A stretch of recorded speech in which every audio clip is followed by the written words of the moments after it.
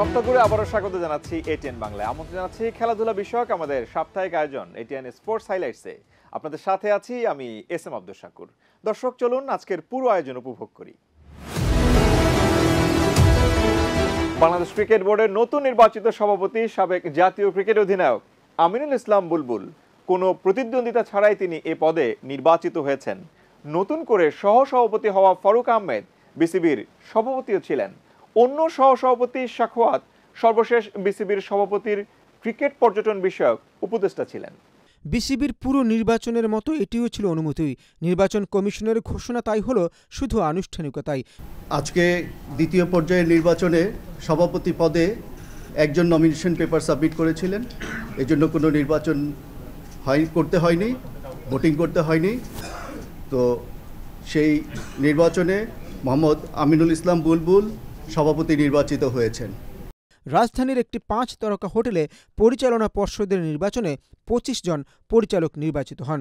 পরে তাদের ভোটে নতুন সভাপতি হিসেবে বিনা প্রতিদ্বন্দ্বিতায় নির্বাচিত হন আমিনুল। নির্বাচনকে কেন্দ্র করে আমরা একটা নতুন ক্রিকেট বোর্ড পেয়েছি। এই বোর্ডের কার্যক্রম 4 বছরের এবং এই 4 বছর আমরা বাংলাদেশ ক্রিকেটকে কোথায় দেখতে চাই সেই পরিকল্পনা আমরা শুরু করে দিয়েছি। সেই লক্ষ্যে আমরা কালকে এই আজকের বোর্ড মিটিংটা যেটা শুরু হচ্ছে সেটা কন্টিনিউ করবে এবং এই 4 বছরের যে পরিকল্পনা আমরা করতে যাচ্ছি সেটা আমরা হয়তো কালকে আপনাদের রূপরেখাটা দিতে পারবো।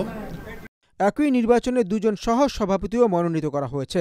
তারা হলেন ফারুক আহমেদ ও সাখাওয়াত হোসেন। আমরা সামনের দিকে দেখতে চাই কি হয়েছে। মানুষের জীবনে অনেক ধরনের অ্যাক্সিডেন্ট হয়, ভেহিকলস হয়, বাট আমার কথা হলো গিয়ে এখন আমাদের একটাই লক্ষ্য, সামনের দিকে এগিয়ে যাওয়া। ভবিষ্যতে আমাদের পাইপলাইনের প্লেয়ার পেতে হয় এবং আমাদের যদি এই বাংলাদেশকে আরও সামনের দিকে ক্রিকেটে আগে নিতে হয়, সো খেলা করতে হবে এবং সেখানে মাঠের যে ফ্যাসিলিটিস এবং অন্যান্য যে ফ্যাসিলিটিস এগুলো ঠিকমতো করতে হবে। সেই লক্ষ্যে আমরা কাজ করব। গত মে মাসের শেষ সপ্তাহে প্রথমবারের মতো সভাপতি নির্বাচিত হন আমিনুল। তখন জাতীয় ক্রীড়া পরিষদ মনোনীত পরিচালক হিসেবে ফারুক আহমেদকে সরিয়ে তাকে সভাপতি করা হয়। এবার আমিনুল ঢাকা বিভাগের পরিচালক হিসেবে নির্বাচনে জয়ী হয়েছেন। বিসিবির সবশেষ 2 জন সহ সভাপতি ছিলেন ফাহিম সিনহা ও নাজমুল আবেদিন। তাদের মধ্যে ফাহিম এবার মনোনয়নপত্র জমা দিলেও প্রার্থিতা প্রত্যাহার করে নেন। আর নাজমুল ঢাকা জেলা থেকে কাউন্সিলর হয়ে একই বিভাগে পরিচালক হয়েছেন। নতুন করে সহ সভাপতি হওয়া ফারুক আহমেদ বিসিবির সভাপতিও ছিলেন। অন্য সহ সভাপতি সাখাওয়াত সবশেষ বিসিবি সভাপতির ক্রিকেট পর্যটন বিষয়ক উপদেষ্টা ছিলেন। বাংলাদেশ হ্যান্ডবল ফেডারেশনের ব্যবস্থাপনায় আয়োজিত পোলার আইসক্রিম 29তম স্কুল হ্যান্ডবল প্রতিযোগিতায় বালক ও বালিকা 2 বিভাগেই চ্যাম্পিয়ন হয়েছে সানিডেল। বালক বিভাগে সানিডেলের আহিয়ান আহমেদ প্রতিযোগিতার সেরা খেলোয়াড় নির্বাচিত হয়েছেন, আর বালিকা বিভাগে সেরা খেলোয়াড় হয়েছেন সানিডেলের রাহা।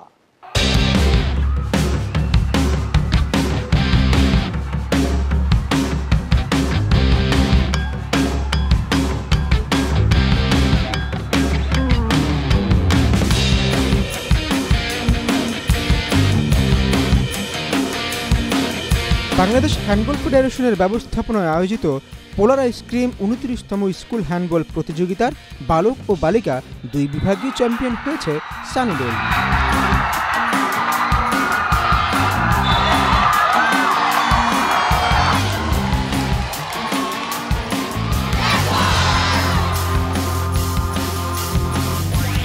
বালক বিভাগে সর্বশেষ 2023 সালেও চ্যাম্পিয়ন হয়েছিল সানিডেল।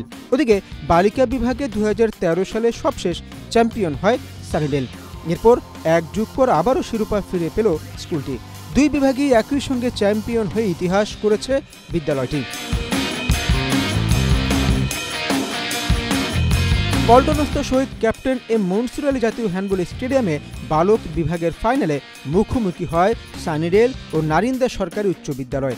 2 দলের শিক্ষক, কোচ ও শিক্ষার্থীরা উপস্থিত থেকে খেলোয়াড়দের উৎসাহ যোগান।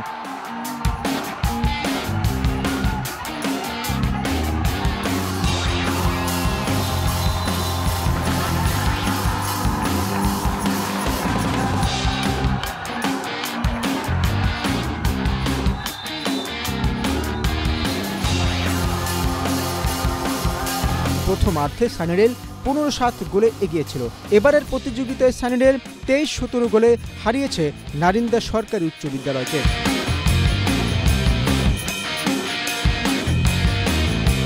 আজকে আসলে সবাই খুবই সুন্দরভাবে খেলেছে। নারিন্দাও খুবই হাড্ডাহাড্ডি লড়াইয়ে তারপর আমরা জিততে পেরেছি। প্রথম থেকে আমরা লিড নিয়েছি এবং লিড ধরে রেখেছি। আসলে সানিডেল সবসময় স্পোর্টসের দিকে অনেক ফোকাস করে। আমাদের অনেক কোচ এবং টিচারের জন্য আমরা এই সুফল পাই। আমরা আসলে খুবই খুশি যে প্রথমবার আমরা ছেলে ও মেয়েরা একসাথে পোলার জিততে পেরেছি, এটাই প্রথম।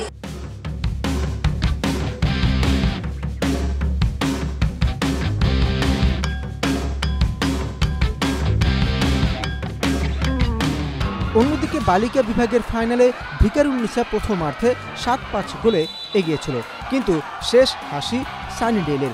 ভিকারুন্নিসা নুন মেয়েদের স্কুল হ্যান্ডবলে বরাবর দাপট দেখিয়ে এসেছে। সবশেষ 7টি আসরে তারা চ্যাম্পিয়ন হয়। একসময় ভালো খেললেও সানিডেলের মেয়েদের সঙ্গে আর পেরে ওঠেনি। হাড্ডাহাড্ডি লড়াইয়ে সানিডেল 14-12 গোলে ভিকারুন্নিসা নুন স্কুল অ্যান্ড কলেজকে হারিয়ে চ্যাম্পিয়ন হওয়ার গৌরব অর্জন করেন।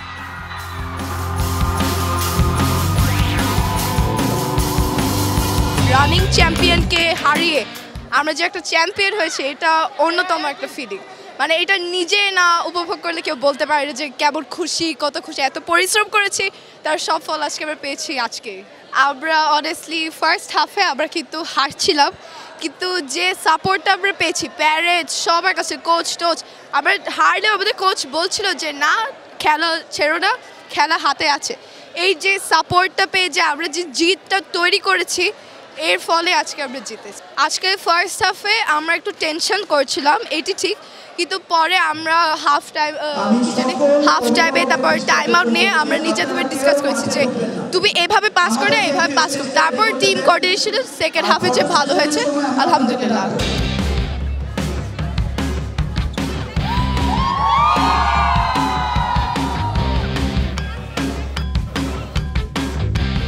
ফাইনাল শেষে বিজয়ীদের হাতে পুরস্কার তুলে দেন বাংলাদেশ হ্যান্ডবল ফেডারেশনের সাবেক সাধারণ সম্পাদক আসাদুজ্জামান কোহিনুর।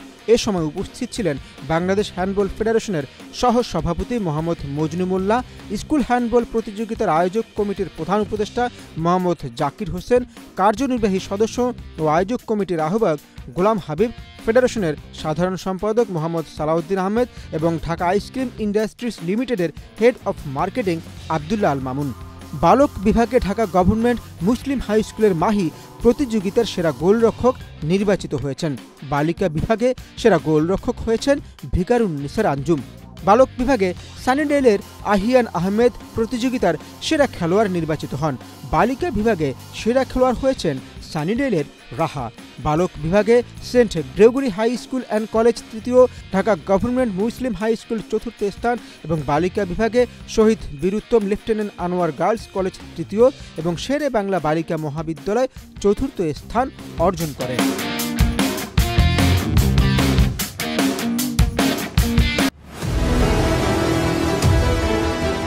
আন্তর্জাতিক ফুটবলের সবচেয়ে বৃহৎ আসর ফিফা বিশ্বকাপ আসরের 2026-এর অফিসিয়াল ম্যাচ বল উন্মোচন করেছে এডিডাস। বলটির নাম রাখা হয়েছে ট্রায়োন্ডা। নামটির স্প্যানিশ অর্থ হলো 3টি তরঙ্গ। বিশ্বকাপ ফুটবলের অফিসিয়াল ম্যাচ বল উন্মোচন করেছে অ্যাডিডাস। বলটির নাম রাখা হয়েছে ট্রায়োন্ডা। ফিফা ওয়েবসাইটের এক বিবৃতিতে জানানো হয়, উজ্জ্বল লাল, সবুজ ও নীল রঙে সাজানো এই বল 3 আয়োজক দেশ কানাডা, মেক্সিকো ও যুক্তরাষ্ট্রকে শ্রদ্ধা জানায়। ট্রায়োন্ডা শব্দটি স্প্যানিশ থেকে এসেছে, যার অর্থ 3টি তরঙ্গ। ইতিহাসে প্রথমবারের মতো 3টি দেশ একসঙ্গে ফিফা বিশ্বকাপ আয়োজন করতে যাচ্ছে, আর সেই ঐক্যের প্রতীক হিসেবে নামকরণ করা হয়েছে এই বলের। বলটির ডিজাইনে বিশেষ 4 প্যানেলের গঠন ব্যবহার করা হয়েছে। এটি বলের উড়ন্ত গতিপথকে স্থিতিশীল রাখে, পাশাপাশি খোদাই করা আইকন ভেজা এবং আর্দ্র অবস্থায় কিক ও ড্রিবলিংয়ের সময় বাড়তি গ্রিপ দেয়। কানাডার প্রতীক ম্যাপল পাতা, মেক্সিকোর ইগল এবং যুক্তরাষ্ট্রের তারকায়তে ফুটিয়ে তোলা হয়েছে। এছাড়া সোনালী অলঙ্করণ বিশ্বকাপ ট্রফির প্রতি শ্রদ্ধা জানায়।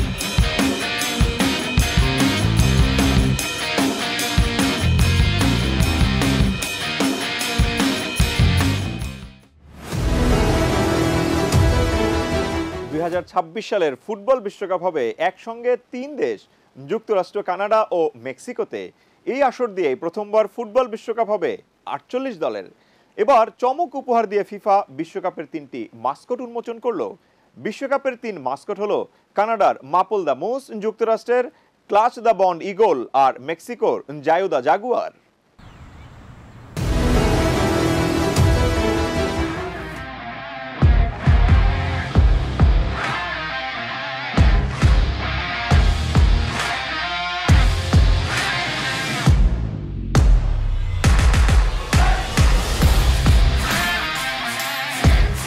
আন্তর্জাতিক অঙ্গনে নিজেদের অবস্থান পোক্ত করতে বাংলাদেশ ভলিবল ফেডারেশন এক যুগান্তকারী পদক্ষেপ নিয়েছে।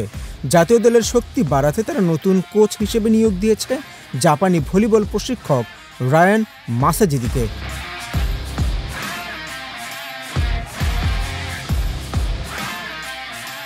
গত 19 সেপ্টেম্বর ঢাকায় পৌঁছেছেন কোচ মাসাজিদি। বিমানবন্দরে ফুল দিয়ে স্বাগত জানান বাংলাদেশ ভলিবল ফেডারেশনের শীর্ষ কর্মকর্তারা। অভিনন্দন জানিয়েছেন খেলোয়াড়রাও।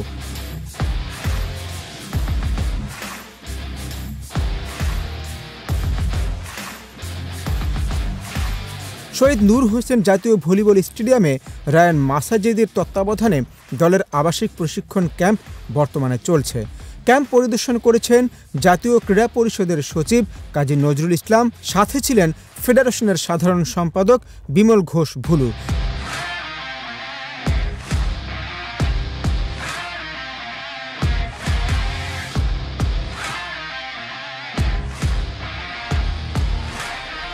ভলিবলের সাথে দীর্ঘ পথ চলা রায়ান মাসাজিদির। জাপান ও ইরান জাতীয় দলের সাবেক এই খেলোয়াড় ও কোচ মাসাজিদির দক্ষতা ও অভিজ্ঞতা বাংলাদেশের জাতীয় ভলিবল দলকে শানিত করবে। ভলিবল স্টেডিয়ামে প্রশিক্ষণ চলাকালে এই কোচ বাংলাদেশে আগমন উপলক্ষে তার অনুভূতি ব্যক্ত করেন। I feel good because last year I was working in Indonesia for 3 years, and it's quite the same weather, quite the same talented, and yeah, I feel very welcome here. We have very good cooperation, and they are do everything for me right now. So okay, we have some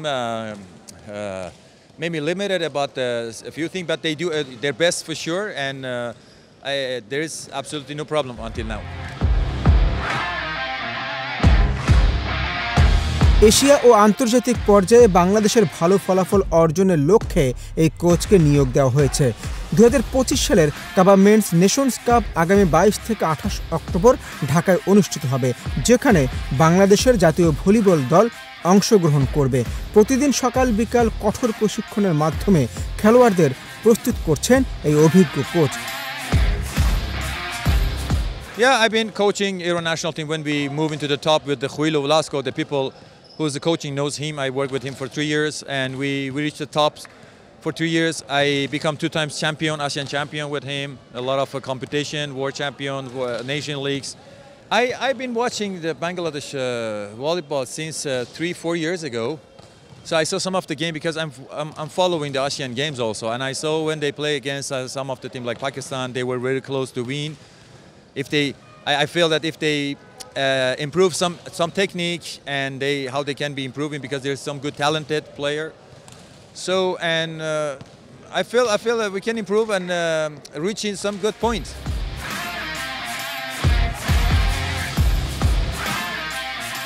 Ryan মাসাজিদি, যিনি পূর্বে বিভিন্ন আন্তর্জাতিক volleyball টুর্নামেন্টে সফলতা অর্জন করেছেন, তার নিয়োগে বাংলাদেশ ভলিবল খেলোয়াড়রাও আশাবাদী ও আত্মবিশ্বাসী হয়ে উঠছেন। ভালোই চলছে, উনি গত দিন থেকে প্র্যাকটিস শুরু করছে, আর আমরা বুঝতেছি অনেক ভালো মানের কোচ একজন। আর যে ট্রেনিংগুলো করাচ্ছে এটা আসলে ইটালি টিম এই ট্রেনিংগুলো করায়, উনি আমাকে বলছে টপ লেভেল, যেটা আমাদের বলে মডার্ন ভলিবল, সেই ভলিবলটা আমাদের শেখানোর চেষ্টা করছে। আমি আশাবাদী ওনার মাধ্যমে আমরা অনেক কিছু শিখতে পারবো। বলতে আমাদের বাংলাদেশের প্রেক্ষাপটে ফরেন কোচ প্রয়োজন ছিল, কারণ দেখে থাকবেন অন্যান্য গেমগুলো ফরেন কোচ ইউজ করে, এটার পিছনে রিজন আছে। কারণ বাংলাদেশি কোচকে যেভাবে অ্যাকসেপ্ট করে ফরেন কোচকে কিন্তু একটু হলেও আলাদাভাবে অ্যাকসেপ্ট করে সবাই, প্লেয়ার বলেন, ফেডারেশন থেকে বলেন। সেক্ষেত্রে জাপান থেকে এসেছে আমাদের নতুন কোচ, আশা করি উনি ভালো কিছু দিয়ে যাবে আমাদের।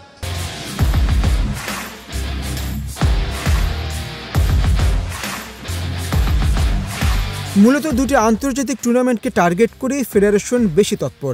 সেন্ট্রাল এশিয়ান ভলিবল চ্যাম্পিয়নশিপ এবং সাউথ এশিয়ান গেমস, যেখানে বাংলাদেশের জাতীয় ভলিবল দল অংশগ্রহণ করবে। রায়ান মাসাজিদের দক্ষ প্রশিক্ষণ এবং কৌশলগত দিক নির্দেশনায় দল আন্তর্জাতিক অঙ্গনে সাফল্য অর্জন করতে সক্ষম হবে।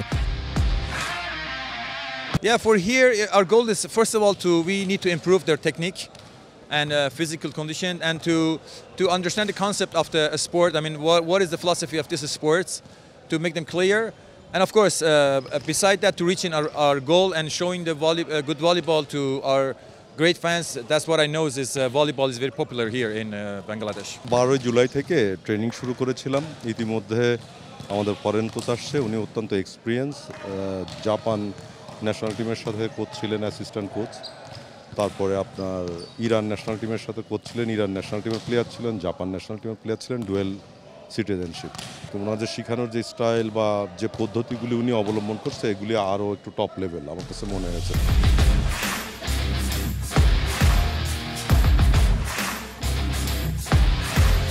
22 অক্টোবর ঢাকায় শুরু হবে পুরুষদের central Asian volleyball championship.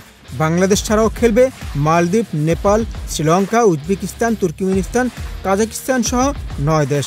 Shaheed Suhrawardy indoor স্টেডিয়ামে 7 দিনব্যাপী টুর্নামেন্টের কোচের দায়িত্ব পালন করবেন রায়ান মাসাজিদি।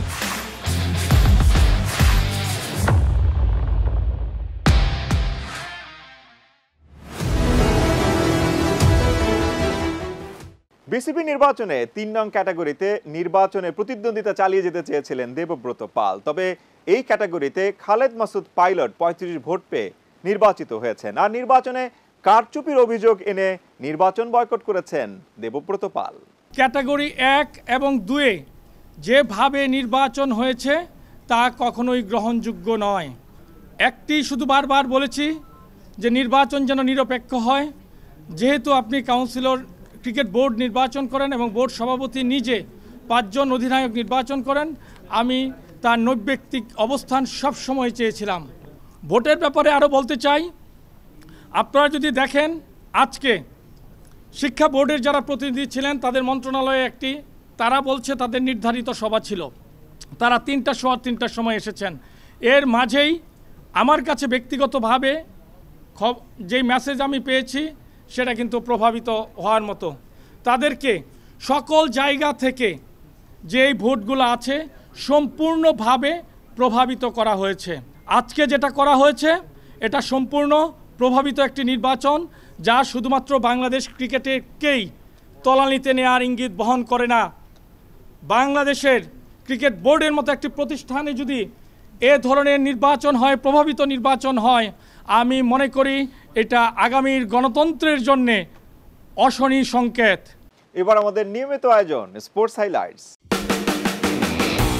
ওয়েস্ট ইন্ডিজের বাংলাদেশ সফরের সূচি চূড়ান্ত হয়েছিল গত মাসে, সেই সূচি কিছুটা বদলে গেল। বিসিবি সংবাদ বিজ্ঞপ্তিতে জানিয়েছে 15 অক্টোবর বাংলাদেশে আসবে ওয়েস্ট ইন্ডিজ দল। 18 অক্টোবর মিরপুর শেরে বাংলা স্টেডিয়ামে প্রথম ওয়ানডে 3টি ম্যাচই শুরু হবে বেলা 1:30টায়। আর টি-20 সিরিজের সব ম্যাচই হবে বন্দরনগরী চট্টগ্রামে। আফগানিস্তানকে 3 ম্যাচের টি-20 সিরিজে হোয়াইট ওয়াশ করার কৃতিত্ব দেখালো বাংলাদেশ। ক্রিকেটের উদীয়মান শক্তির এই দেশটিকে দ্বিতীয়বারের মতো হোয়াইট ওয়াশ করলো টাইগাররা। এ নিয়ে চতুর্থবারের মতো টি-20 সিরিজে মুখোমুখি হয় এই দুই দল। হংকংয়ের বিপক্ষে গুরুত্বপূর্ণ ম্যাচের আগে বাংলাদেশ জাতীয় ফুটবল দলে যোগ দিয়েছেন কানাডা প্রবাসী ফুটবলার শামিত সোম। বাংলাদেশ জাতীয় ফুটবল দলের ডিফেন্সিভ মিডফিল্ডার হামজা চৌধুরী জাতীয় দলের অনুশীলন শেষে জানালেন হংকংয়ের বিপক্ষে এশিয়ান কাপ বাছাই ম্যাচে জয়ের ব্যাপারে তিনি ভীষণ আশাবাদী। আফ্রিকার চ্যাম্পিয়ন হয়ে বিশ্বকাপে জিম্বাবুয়ে। নামিবিয়াকে হারিয়ে আফ্রিকা অঞ্চলের চ্যাম্পিয়ন হয়েই 2026 টি-20 বিশ্বকাপ নিশ্চিত করল জিম্বাবুয়ে। হারারে স্পোর্টস ক্লাবে মুখোমুখি হয় আফ্রিকা থেকে টি-20 বিশ্বকাপের টিকিট কাটা জিম্বাবুয়ে ও নামিবিয়া। নারী ওয়ানডে বিশ্বকাপে নিজেদের দ্বিতীয় ম্যাচে ইংল্যান্ডের বিপক্ষে 4 উইকেটে হেরেছে বাংলাদেশ। ভারতের গুয়াহাটিতে টস হেরে আগে ব্যাট করতে নেমে 178 রানেই অল আউট হয়ে যায় টাইগার্সরা। দেখতে দেখতে আমরা এখন এটিএন স্পোর্টস হাইলাইটসের একেবারেই শেষ প্রান্তে। অনুষ্ঠান নিয়ে যদি থাকে আপনার কোনো প্রশ্ন কিংবা মতামত, তবে স্ক্রিনে দেখানো ইমেল অ্যাড্রেস কিংবা ফোন নম্বরে জানাতে পারেন। নিজে ভালো থাকুন, ভালো রাখুন আপনার চারপাশ, আর ভালোবাসুন আপনার দেশকে। আল্লাহ হাফেজ।